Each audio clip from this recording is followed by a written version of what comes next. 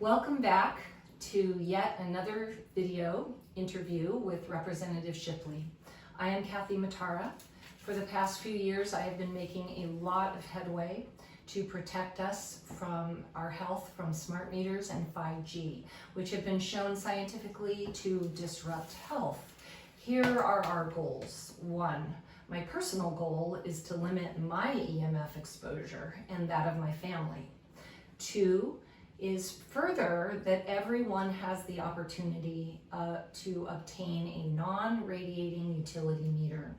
3, to raise awareness of the scientific controversy regarding EMF exposure, which would include 5G, and to ensure that our community has the tools to protect ourselves. Representative Shipley. Hi, Kathy. Hi.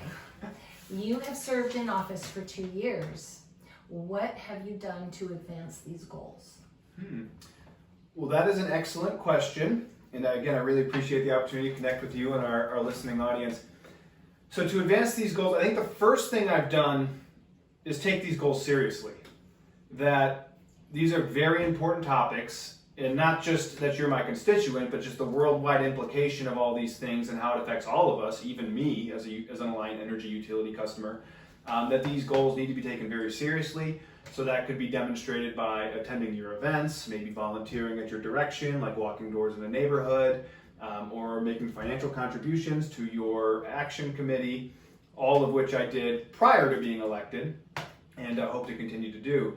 Obviously, making sure that once I am elected, I'm continuing to do the service for you. I think, yeah, we made a lot of progress on these goals this year. I guess almost where to start. So, well, to limit your exposure personally, I always put my phone on airplane mode when I'm in your vicinity.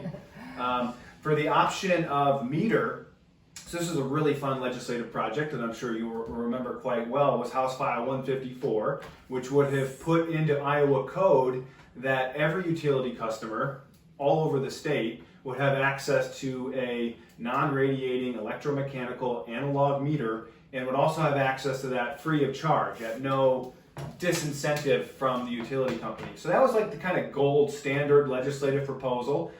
We got that out of subcommittee. We got that passed out thanks to Representative Phil Thompson, and unfortunately it was funneled in the full committee after that because the lobbyists were freaking out a little bit, and you heard the testimony about how the utility companies thought this was the worst idea ever.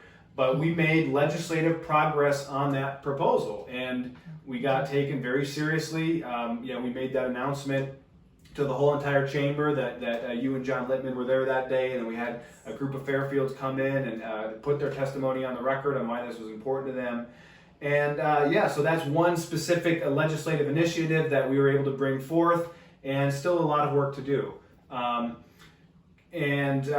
So I guess that fits in the Raise Awareness bill. I really love the way you phrased the last question of ensuring our community has the tools to defend itself, because that was the other thing on just the 5G issue when we debated the Iowa Cell Siting Act, which this is the law that takes away local control from county and municipal authorities for new cell towers.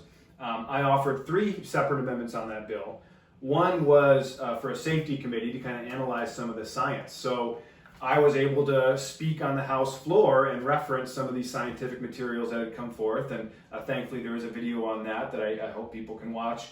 And then the other kind of solutions was this, again, idea of community-wide opt-out, which was kind of explored or indicated by the utility board, of, hey, a community can decide for itself. And for me, even on like a homeowners association, why shouldn't they be able to write into their their titles or their restrictive easements or whatever that, hey, we have 100% compliance here, no smart meters, we'll govern what telecommunication equipment we want. If we want to make sure we're 3 miles away from a tower or whatever feels safe, and then we're gonna plant trees around the vicinity to protect ourselves even more. I mean, well, just whatever it takes, that the law should recognize, I think, at the community level, where those things should be made possible, where the law should reflect that the individuals, the homeowners, the property owners, the community association, or the town should have authority over these decisions. The decisions should not be put solely in the hands of the corporations. So we've debated this legislatively, and we offered amendments. We got votes on those amendments. Unfortunately, it is very difficult to pass policy. It's even very difficult to get your bills heard in subcommittees. I didn't get hearings on my bills relating to the Cell Siting Act. The Commerce Committee chairman didn't even have a hearing for them. So I had to force the amendment on the House floor to circumvent that. And so I'm proud of doing that. I'm proud I was able to stand up against a very important priority of my own party and put those needs out there. So, and that has been, I think somewhat historic, that there are very few state legislatures in the country that have even looked into these issues. I think it's maybe 3 or 4. And now, thankfully, because of your leadership, because I've been able to get involved, we have now, the state of Iowa has an active interest in these issues now at the legislative level, and I hope I can continue that. So that's a little bit of an outline of some of the things we did, and obviously your goals are very broad and immense, so they're not going to happen overnight, but I think those are great goals, and I hope my legislative record reflects those. I would say that it absolutely does. One of the things we really like about you is your fearlessness, your ability to take action, willingness to take risk, whatever it takes to get it out there, just like what you said, forcing it onto the floor. I wouldn't say I'm fearless, though. I'm just more afraid of the radiating technology. So really, I am terrified. When I got up, I remember before the 5G debate, yeah, I was scared, and I was even rehearsed. I did my best, but I still had that nervous feeling, being up in the chamber, 1 against 99 people, trying to explain a complicated issue. I had lots of nerves, lots of fear, but I knew a 5G installation in my neighborhood or my family's neighborhood or outside the school was way more terrifying. So that's how it happened. So, but I appreciate it. I like to think I'm fearless. I wish I was, but certainly not. But you know how they define bravery is the person that will push fear through fear. It's not that you don't feel it. It's that you're willing to work through that and move forward anyway. And we have a great deal of appreciation for you for that. We did not find that with previous legislators, both the pushing through fear or just even taking any action at all. Taking the goals seriously, perhaps, which is step 1. Take the goals seriously, not only because you're a constituent, because these are very serious issues that will affect us, the next future 100 years of humanity are going to be determined by how much radiation exposure we have today, Yes. Will we live to see those days? You probably will. I think we both will, but I'm not so sure about some people. No, really.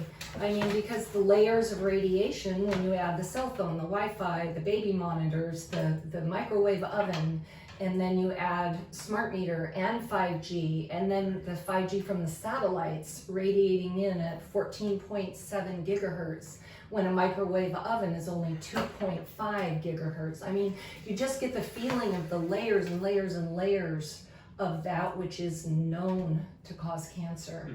And the more layers we layer on, the harder it is for the human body. So what would you say is your vision for the future?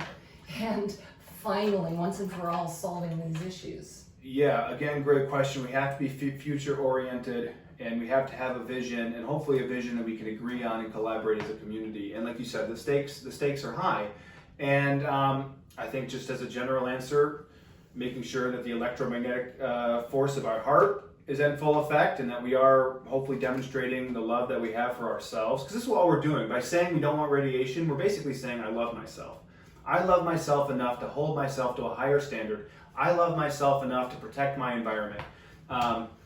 So yeah, I feel like we did accomplish a lot in my first term of kind of getting our feet wet on some of these issues. Certainly I've learned a lot through the experience, and hopefully I've gotten more powerful. I believe I am more respected from my colleagues. I know I have several colleagues who have reached out, are interested in learning more in the issue, and would be happy to visit the community to talk to experts like you.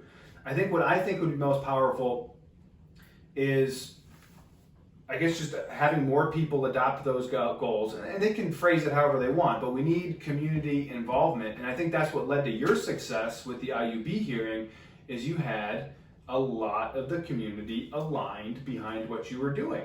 And I think that's what we need to do, from our small, in our neighborhoods, to the local government, to our state government, and that's what's going to take to shift the alignment of our entire nation, is just having, that kind of fierce connectivity where we're connected, we're collaborating.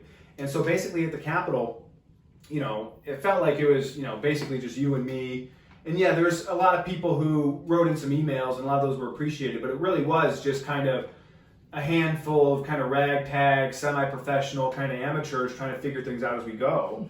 And we really need to further our professional development, but also get our whole community on board to where it's not just Representative Shipley and Kathy MATARA and the groups, but it's the city of Fairfield and the city of Fairfield attorney who is filing on this, and the Jefferson County willing to put. And I think we need to put some teeth behind us. That hey, we're willing to go to the mat for this. That we are not going to roll over, because that's the whole thing about politics. Is you gotta have strength. You gotta represent strength, and we have to put our money where our mouth is, which is not only reducing our exposures in our own home with the Faraday cages and all sorts of things we can do, but also that hey, we will sue you. We will take you to court, and our county is going to do it. That we have a force of a local government or a county government, and then it's not just Jeff Shipley, but it's all of House District 82, and we do have communities looking to Fairfield. I mean, you get the calls the same as I do from Iowans kind of scattered around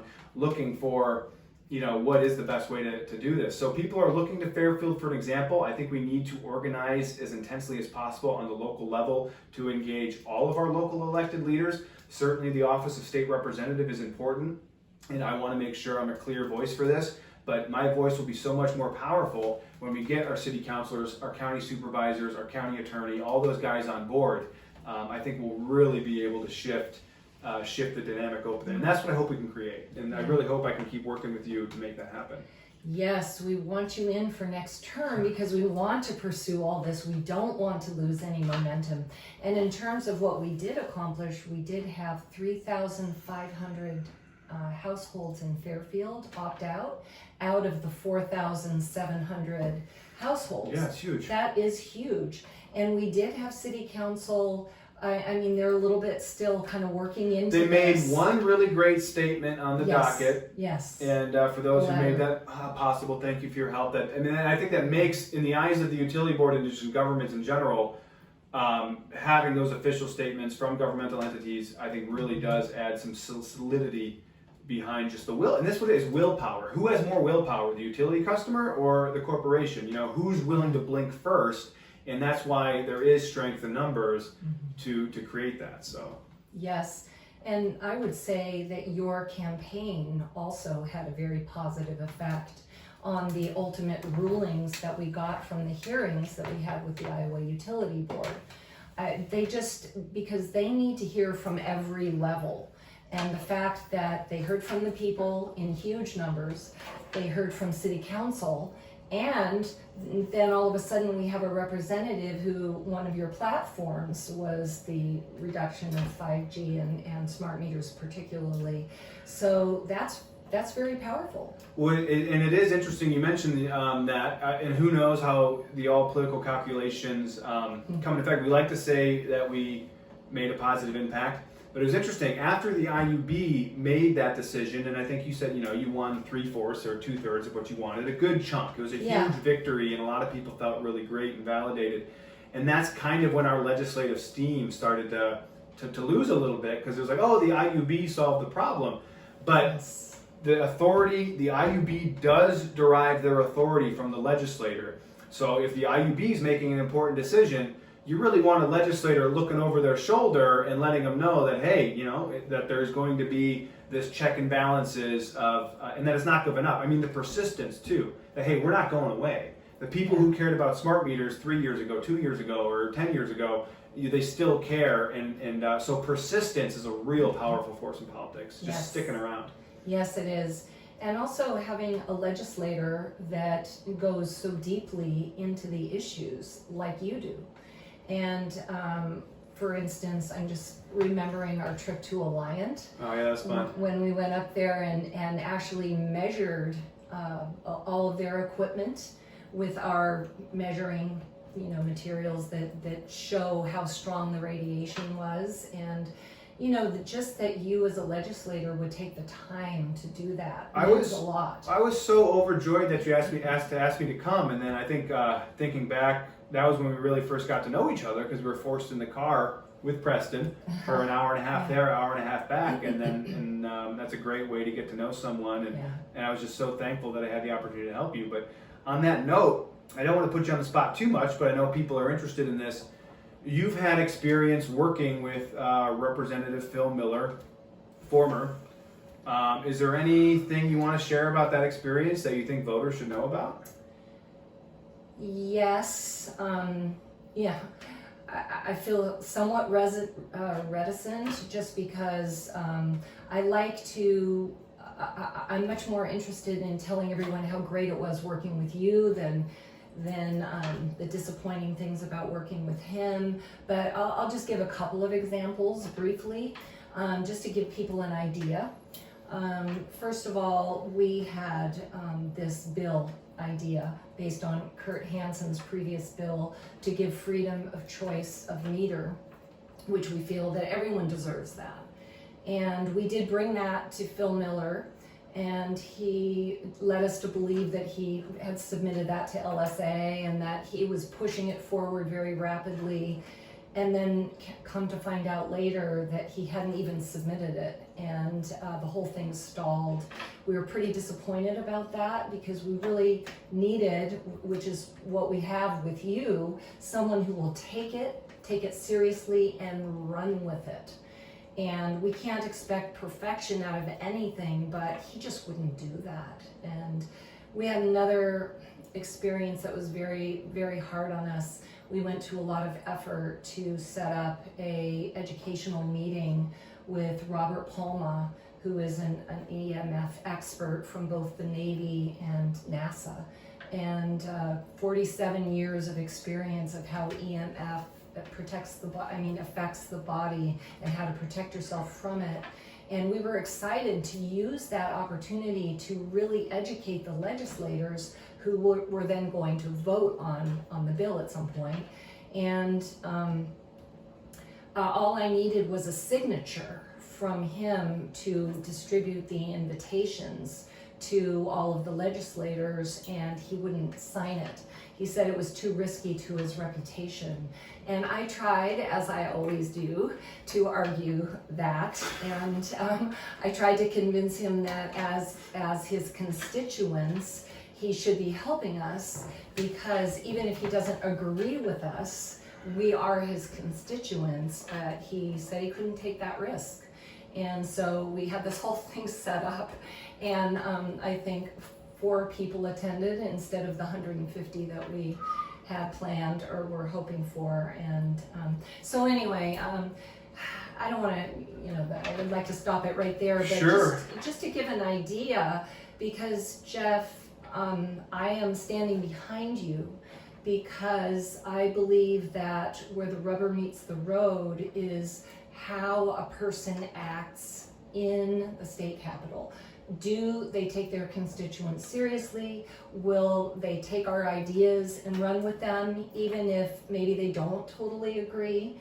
And you have shown yourself to do that, and I didn't have that experience with the other legislator, and so parties aside, I couldn't vote for him. Mm-hmm. So that's just the way it is. Well, thank you for sharing all that, and I know it's difficult to share those opinions with kind of the, culture that's there and a lot of the tension that's in society, but I really appreciate it, and I would love it if we could work together as long as it takes to make it happen. All right. Yes, let's do it. Thanks.